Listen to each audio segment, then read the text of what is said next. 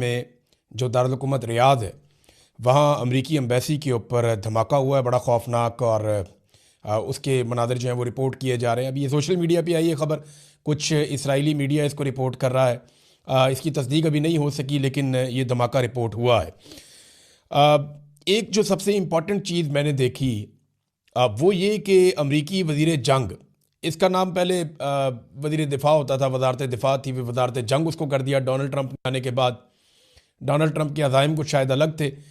तो ये जो वज़ारत जंग है इसके वज़ीर पीट हेगसेट, इन्होंने एक प्रेस कॉन्फ्रेंस की है। अगर आप उस प्रेस कॉन्फ्रेंस को निकाल कर सुने तो आपको कुछ चीज़ें बड़ी क्लियर हो जाती हैं। यानी सारी कहानी उस प्रेस कॉन्फ्रेंस के अंदर है।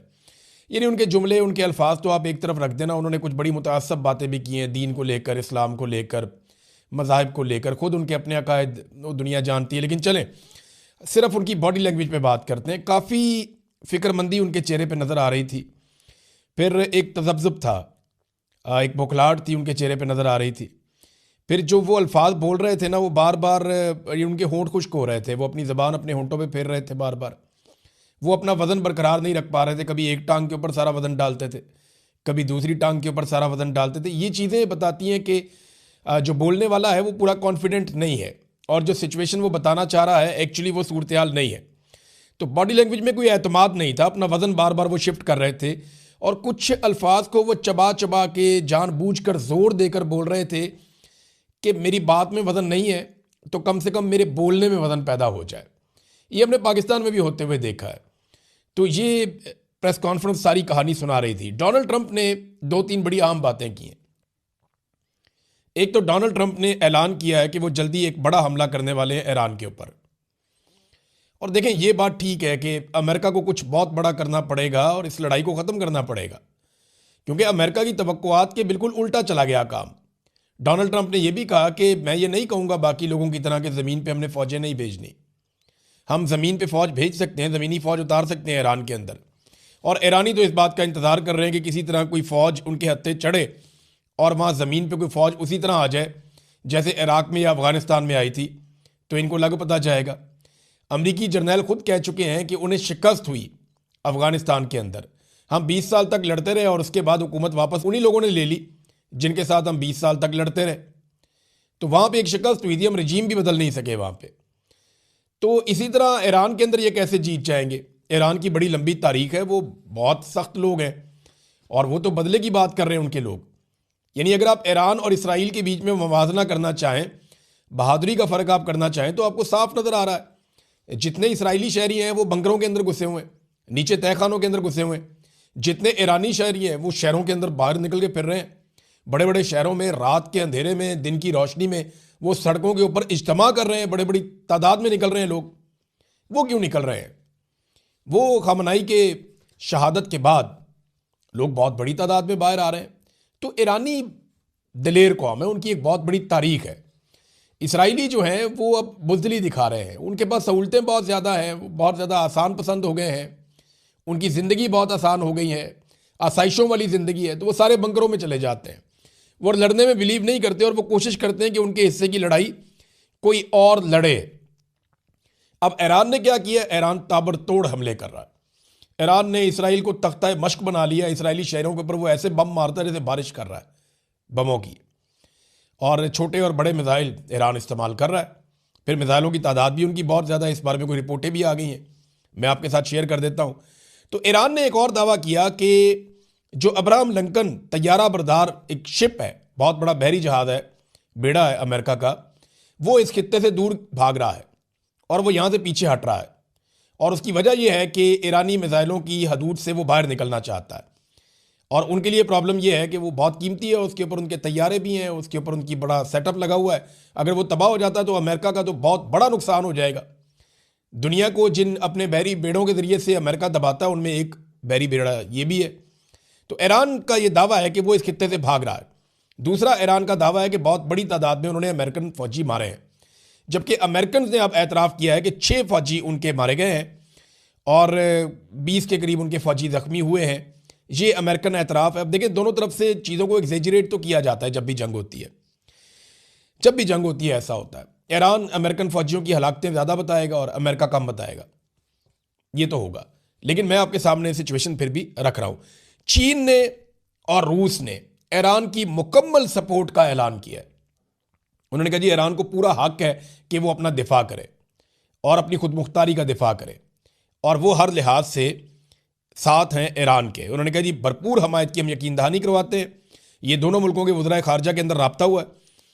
चीन ने अमेरिका और इसराइल की खुलकर मजम्मत भी कर दी है और लड़ाई फैलने के खदशे का इजहार भी किया, और यही बात रशिया ने भी की है। रशिया ने ना सिर्फ ईरान का साथ दिया बल्कि ये कहा कि वो इस हमले की मजम्मत करते हैं जो अमेरिका ने और इसराइल ने की है, बल्कि ईरान के दिफा का हक तस्लीम करते हैं और ईरान की भरपूर हमायत भी करते हैं। रूस ने भी वही कहा।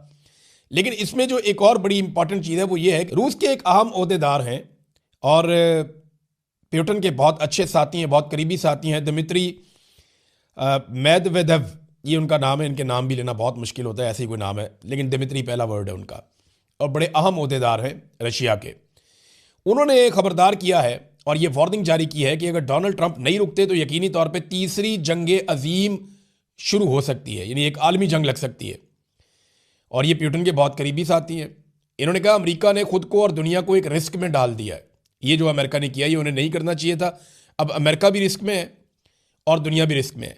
द इकोनॉमिस्ट ने एक रिपोर्ट लिखी है और ये बात रशिया की ठीक है, चाइना भी ठीक बात कर रहा है कि अमेरिका ने अजीबोगरीब पंगा ले लिया, ये लड़ाई फैल सकती है। द इकोनॉमिस्ट का यह कहना है कि बहुत इम्कान है कि जंग अमेरिका हार जाएगा। और माजी में बराक ओबामा पर इसी बारे में तनकीद करने वाला डोनाल्ड ट्रंप वो कैसे अपने फौजियों को इस हलाकत में डाल सकता है। यानी डोनाल्ड ट्रंप ने कहा था बराक ओबामा को कि ये अपनी मकबूलियत को बढ़ाने के लिए ईरान के ऊपर अटैक कर सकता है, और अब डोनाल्ड ट्रंप ने खुद ईरान के ऊपर अटैक कर दिया है। और प्रॉब्लम पीछे दो बताए जा रहे हैं। एक तो मिड टर्म इलेक्शन जो आ रहा है अमेरिका में, डोनाल्ड ट्रंप की कोई तैयारी नहीं है, वो इलेक्शन जीतने की पोजीशन में बिल्कुल नहीं है। तो डोनाल्ड ट्रंप का मुहासबा भी हो सकता है। डोनाल्ड ट्रंप को जो है वो इंपीचमेंट का सामना भी करना पड़ सकता है, और उन्होंने खुद कहा डोनाल्ड ट्रंप ने कि अगर मैं ये मिड टर्म हार गया तो मेरी इंपीचमेंट पक्की है। दूसरा जो एप्स्टीन फाइल है, जिसके बारे में हमें मौका नहीं मिला बात करने का क्योंकि पाकिस्तान में इतने हालात ख़राब हैं, छोटे छोटे बच्चों के साथ जो ज़्यादतियों के मामलात हैं, उसमें डोनाल्ड ट्रंप का नाम आ रहा है और वो बहुत बुरी तरह फंस रहे हैं। तो इन सारी चीज़ों से बचने के लिए डोनाल्ड ट्रंप ने हड़बड़ा के इसराइल के कहने के ऊपर अटैक कर दिया ईरान पे, और वहाँ पे वो फंस गए। उन्हें लगता था कि 2-4 दिन में वो अपने अहदाफ हासिल कर लेंगे, लेकिन वो अहदाफ से लगातार दूर होते चले जा रहे हैं।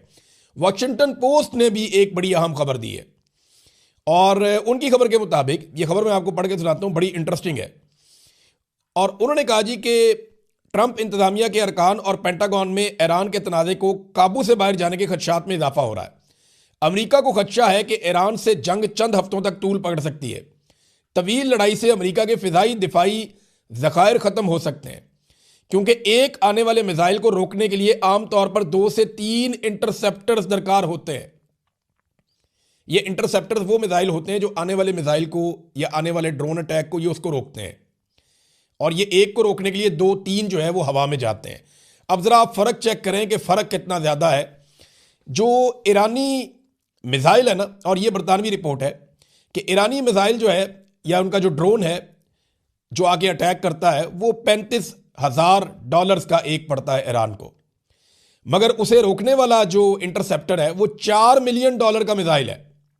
एक $4 मिलियन का है, तो 100 गुना से ज़्यादा महंगा है।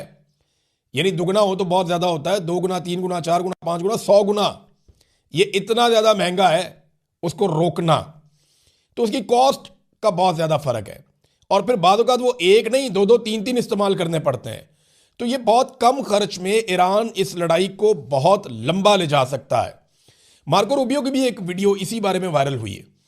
मार्को रूबियो जो वज़ीर ख़ारजा है अमेरिका के, उन्होंने कहा कि ईरान एक अंदाजे के मुताबिक हर महीने 100 से ज़्यादा मिसाइल तैयार करता है, जबकि इतने ही अरसे में 6 से 7 इंटरसेप्टर तैयार हो सकते हैं।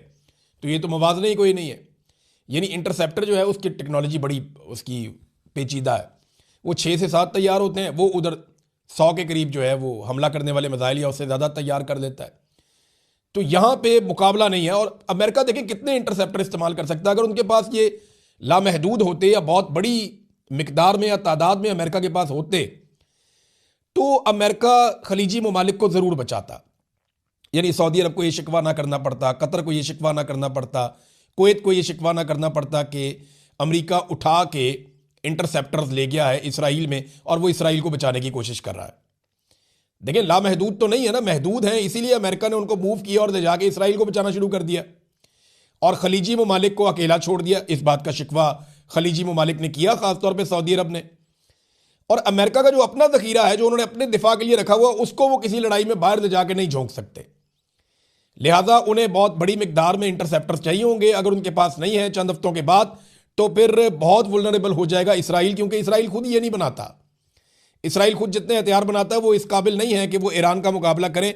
और ईरान अगर लगातार हथियार बनाता जाता है और रशिया और चाइना की सपोर्ट उनके साथ रहती है, फिर बड़ी मुसीबत बन जाएगी, बहुत बड़ी मुसीबत बन जाएगी। और जंग फैलने का खदशा ये चाइना कह रहा है और तीसरी आलमी जंग का खतरा है ये रशिया कह रहा है, और ये बात फेंकी नहीं जा सकती। अब आलमी सतह पे देखें, इसके असरात तो आ रहे हैं। अब नए हरमज जो है वो बंद होने की वजह से हज़ारों तेल बरदार जो टैंकर्स हैं, उन्हें अब समझ नहीं आ रही जाना किधर है। उनका सफ़र रुक गया है, वो जैम हो गए हैं और सारे के सारे खड़े हैं और वो तलाश कर रहे हैं रास्ता कि हम जाएं कहाँ पे। और कई जो है वो लंगरअंदाज हो गए हैं। तो ईरान ने ऑफिशियली अब नए हरमज को बंद कर दिया है और ये उसको लंबे अरसे तक बंद रख सकता है, और कुछ ना करे तो इसको बंद रख सकता है। इससे पूरी दुनिया के अंदर तेल की कीमतें ऊपर जाएंगी और एक बहुत बड़ा माशी बहरान पैदा हो जाएगा। कतर ने गैस की प्रोडक्शन बंद कर दी है और उसके बाद जो यूरोपियन गैस है उसकी प्राइस 45% तक बढ़ गई है।